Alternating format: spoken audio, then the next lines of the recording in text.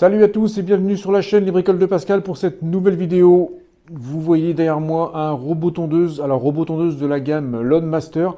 Pour ceux qui ont regardé mes dernières vidéos, vous avez vu, je vous ai présenté un autre robot de la gamme Lawn Master il n'y a pas très longtemps, le VBRM 16. Pour ceux qui n'ont pas vu, je vous mets la vidéo quelque part au-dessus ici. Aujourd'hui, on va parler d'un autre modèle. Ici, c'est le Okumo VBRM 18, un autre modèle de la gamme Lawn Master qui, celui-ci, est équipé, comme les autres robots, d'une base de recharge. Je l'ai déballé, on va regarder ce que la boîte contient. Allez, c'est parti pour la vidéo.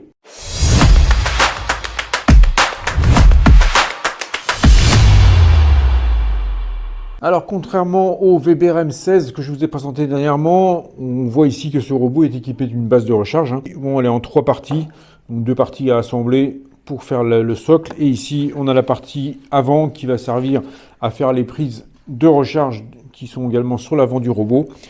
On trouve bien évidemment le robot sur lequel je vais revenir en détail, l'alimentation de la base de recharge avec un câble rallonge d'environ 10 mètres. On va trouver la batterie amovible, exactement comme dans le VBRM 16. Cette batterie que vous pourrez soit interchanger avec une plus puissante si vous voulez plus de capacité du robot, soit vous voulez avoir deux batteries, vous pourrez aussi en trouver en accessoire. Celle-ci, c'est une 24 volts 2 ampères heure. Donc on va la mettre dans le robot après.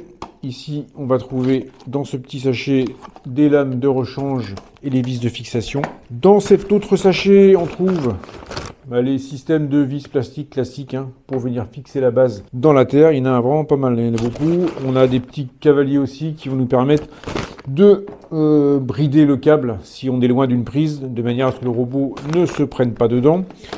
Et on va trouver ici des barrières magnétiques.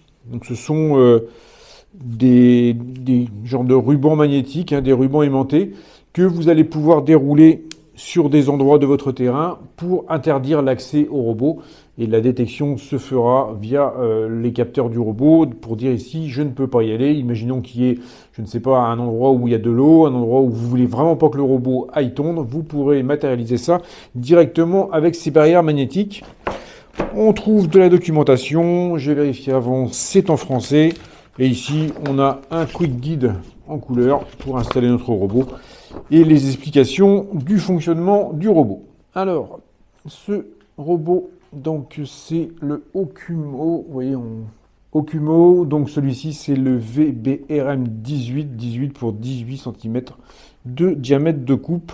Alors, on est ici sur la partie supérieure, on va trouver un écran LCD avec différentes touches, différentes molettes qui vont permettre de naviguer dans les menus du robot. Le réglage de la hauteur qui va de 20 jusqu'à 80 mm, un bouton d'arrêt d'urgence, une poignée de transport rabattable. Sur l'arrière, on va trouver le logement de la batterie. Et ici, on a un petit port USB, voilà ici, pour probablement venir faire les mises à jour du robot. Alors, on va trouver des roues crantées qui sont d'un assez grand diamètre. Je pense qu'on est autour des 20-21 cm. Je vais les mesurer de ce pas pour regarder. Donc, on est sur 210 mm et une largeur de environ 50 mm.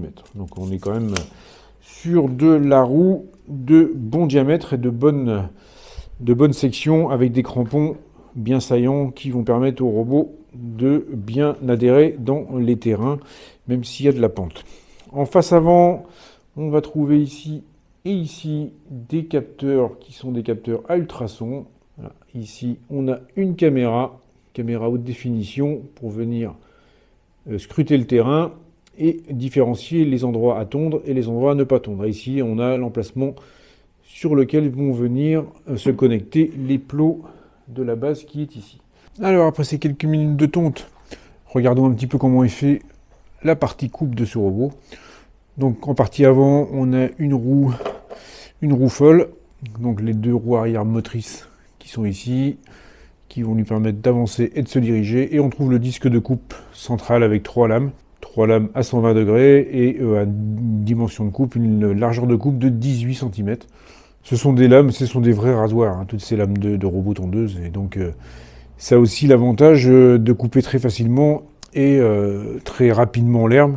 de manière à ce qu'on fasse du mulching. Hein. C'est le but d'un robot comme ça, c'est de travailler très régulièrement pour couper des petites hauteurs d'herbe et ne pas avoir des grosses hauteurs comme j'ai actuellement dans mon terrain, puisque je n'ai pas encore relancé le robot de manière continue.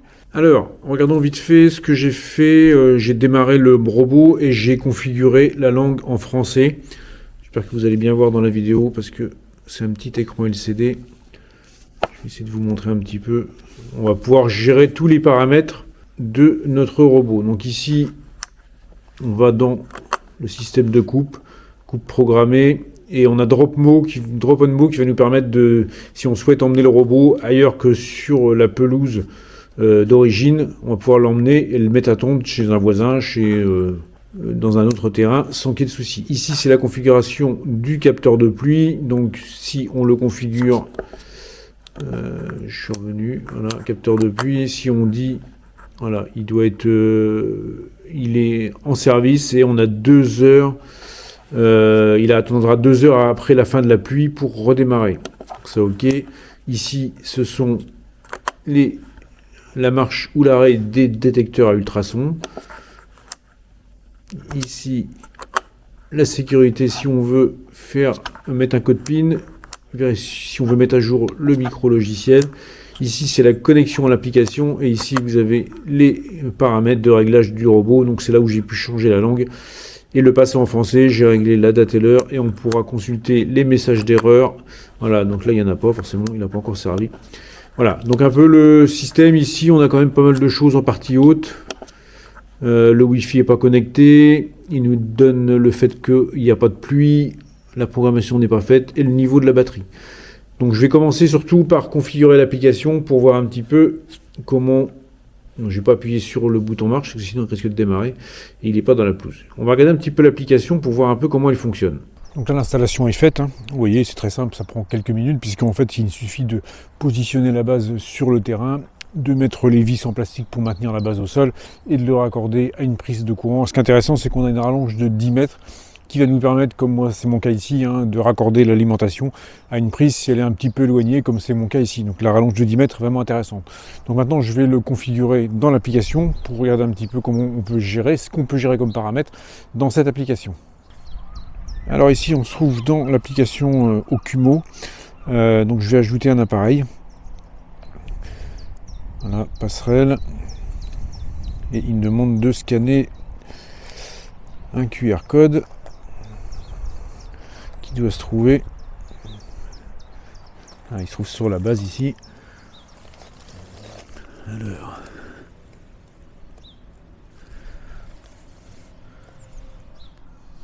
Je vais pointer le QR code. Voilà. Donc il a trouvé le QR code. Voilà, on va paramétrer un peu tout ça. Étape suivante. Ajouter recherche en cours. Donc là, il recherche l'appareil. Généralement, c'est assez simple. Hein. Ça travaille soit en Bluetooth, soit en Wi-Fi. Voilà, il a trouvé le... Ici, je vais mettre mon... Ici, je confirme. Et il est en train de finir la configuration. Bon, ça se fait tout seul. Hein. Bon, il y a un petit délai parce qu'il faut que l'application discute avec le robot. Il y a possiblement aussi une mise à jour qui va se faire. Parce que généralement, quand les robots arrivent, on n'est pas forcément à la dernière version du logiciel. Donc il y a souvent une mise à jour à faire. Donc on va le laisser se connecter. Voilà, l'appareil a été ajouté avec succès. Impeccable. Donc on trouve bien notre Okumo qui est ici. Voilà. Et donc on va pouvoir aller dans... Ah, il nous indique que la recharge est en cours. Ici, qu'est-ce que je vais pouvoir faire? Donc je vais pouvoir le lancer. Voilà, donc là il va démarrer. J'ai lancé la tonte. On va le laisser démarrer. Voilà. Donc là il est parti. Donc c'est un système qui va être avec la reconnaissance des bordures, qui va vérifier la différence entre le gazon et les bordures grâce à sa caméra. Les obstacles seront détectés grâce au système ultrason. Je vais peut-être le mettre en pause parce que j'ai dû régler la hauteur vraiment trop haute. J'ai dû régler sa hauteur. Donc là, je vais le relancer avec l'application après lui avoir réglé sa hauteur de coupe. Donc là, normalement, il va repartir. Connexion en cours. Il se reconnecte à sa base.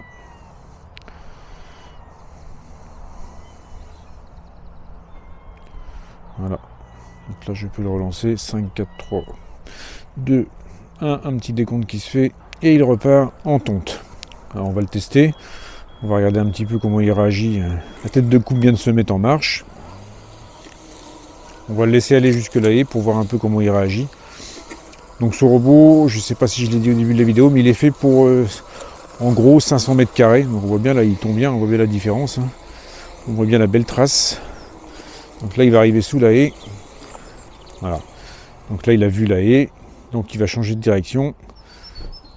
C'est un peu en pente là, c'est un peu piégeux, c'est un endroit très piégeux pour tous les robots. Ça. Donc on va justement voir comment il va s'en sortir. Il faudra qu'il parte en marche avant. Voilà, il va tourner. Tous les robots calent ici. De toute façon, il y a du béton, il y a une grosse pente. C'est un endroit qui est très compliqué. On va le laisser gérer justement pour voir. Voilà, donc là, il va faire des manœuvres, mais il touche sur la plaque de devant. Donc là, s'il est vraiment embêté, mais je vais le laisser faire. Ça permet aussi de voir comment il s'en sort quand on n'est pas à côté. Eh ben non, là il est tanké. Voilà. Tonte bloqué, parce que là vraiment il peut pas s'en sortir, et c'est pas que lui, hein. C'est vraiment tous les robots. Donc je vais le déplacer. Je vais faire un stop. Et je le déplace pour le mettre ailleurs. Voilà. Et du coup, je vais sûrement le relancer. Je vais le relancer sur le tableau de commande ici. Voilà, démarrage. Oui, non. Démarrage, oui. Voilà, il fait un petit décompte encore. 5, 4, 3, 2, 1. Tonte automatique. Donc il repart. Voilà. Alors cette zone-là, c'est une zone piégeante pour tous les robots. Et j'en fais des zones interdites justement parce que tous les robots calent ici. Il y a des plaques de béton qui sont vraiment embêtantes et qui font bloquer tous les robots parce qu'il y a un gros dénivelé. Donc là on voit bien. Hein. Donc là je l'ai réglé sur 30 mm de hauteur de tonte.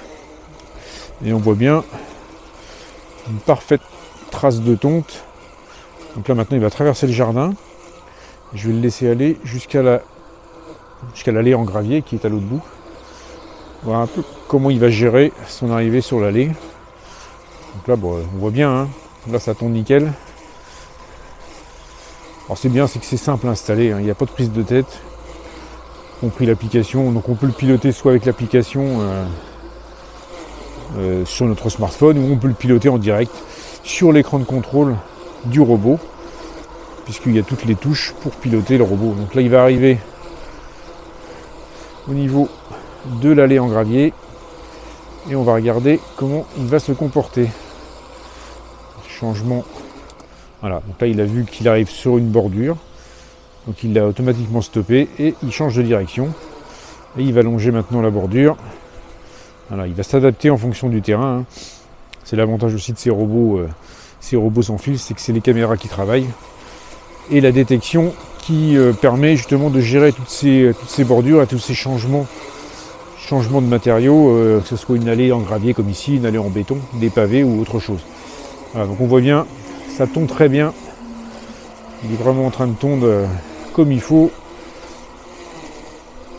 Il a une belle vitesse d'avance, hein, il avance très bien. Pour un robot, c'est une vitesse tout à fait standard. Et là, comment il va gérer cette petite butte de terre. Voilà, il monte, mais il s'aperçoit qu'il y a une pente trop importante, donc il va changer de direction. Donc là, s'il va par là, il va falloir qu'il change encore. Donc là, il y a un effort. Hop, il redescend.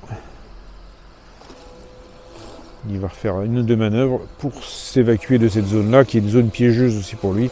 Et voilà, donc il s'en est sorti directement. Voilà. Vous voyez, hein, donc il gère bien les situations avec les défauts de terrain, les différents obstacles. Là, je vais me mettre dans sa trajectoire. Je vais le gêner un petit peu pour voir comment il va m'éviter. Je vais me mettre juste devant lui. Et voilà, donc il a stoppé, il a fait une marche arrière. Donc ça sera valable également si vous avez des enfants, si vous avez des animaux. Donc ça c'est l'avantage aussi de ces détections par caméra. Et ultrasons, c'est que la détection se fait assez rapidement et que l'évitement se fait très facilement. Donc là il tombe très bien, hein. On voit bien les traces, même si la pelouse n'est pas très haute. Je l'ai mise à 30 mm et on voit qu'il gère bien la tonte de cette zone de terrain. Voilà, hein. Petit robot très facile à installer et ma foi très efficace. Aucune difficulté pour lui, même si c'est sur terrain qui est en pente. Il n'y a pas du tout de difficulté pour ce Landmaster. Donc là j'ai disposé le robot ici et j'ai installé ici, voilà, on peut voir ici, j'ai installé une barrière magnétique là, autour des plaques, là où les robots se plantent tout le temps. Donc je vais le démarrer et normalement il va partir. Démarrage, oui, voilà, un petit décompte. Et on va le laisser partir vers la barrière magnétique. Voilà, donc là il y va directement.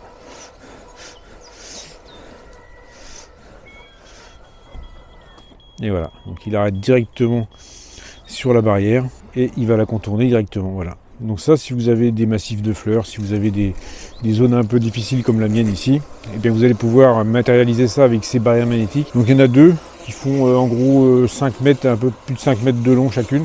Donc ça vous permet déjà de matérialiser quelques zones où vous ne souhaitez pas que le robot aille se mettre et aille se bloquer. Là j'ai amené le robot dans une zone devant la maison pour vous montrer un peu la commande Drop and Mow qui permet de déposer le robot là où on veut et de le laisser tondre même si c'est pas la zone habituelle. Donc je vais aller dans le menu et je vais sur Drop and Mow, active la fonction prêt à tondre, tonte aléatoire, je vais mettre en mode aléatoire, on peut le mettre en mode aléatoire ou mode de spirale. Donc, je vais le mettre en mode aléatoire. Et donc on va dire que c'est une autre zone et j'appuie sur play et donc là il va pouvoir tondre cette autre zone jusqu'à temps qu'il n'ait plus de batterie. Donc il va faire exactement la même chose que dans les zones principales, mais vous pourrez le déplacer dans d'autres zones si vous avez des zones annexes ou une autre maison, une autre pelouse ailleurs, ou le prêter à quelqu'un si vous le souhaitez. Cette fonction permettra de déplacer ce robot là où vous le souhaitez. Donc voilà, on arrive à la fin de cette vidéo sur ce robot de chez Cleva, donc le Landmaster Okumo VBRM 18. Donc je le rappelle, robot fait pour une surface de gazon d'environ 500 m². Si jamais vous avez besoin d'informations complémentaires, si vous voulez que je vous précise un point, que vous avez envie d'avoir des infos sur un point particulier, n'hésitez pas à mettre un petit commentaire. Si j'ai des codes promo, en ce moment je sais qu'il y a une promo qui est sur le site de Cleva, donc n'hésitez pas à aller voir, je vous mettrai tous les liens dans la description. Si j'ai un code promo particulier, je vous le mettrai également. N'hésitez pas à vous abonner à ma chaîne si ce n'est pas encore fait. Le petit pouce bleu si vous avez apprécié cette vidéo. On se retrouve d'ici quelques temps pour un nouveau sujet, une nouvelle vidéo. D'ici là, je vous dis bricolez bien, jardinez bien. Allez, salut, à plus!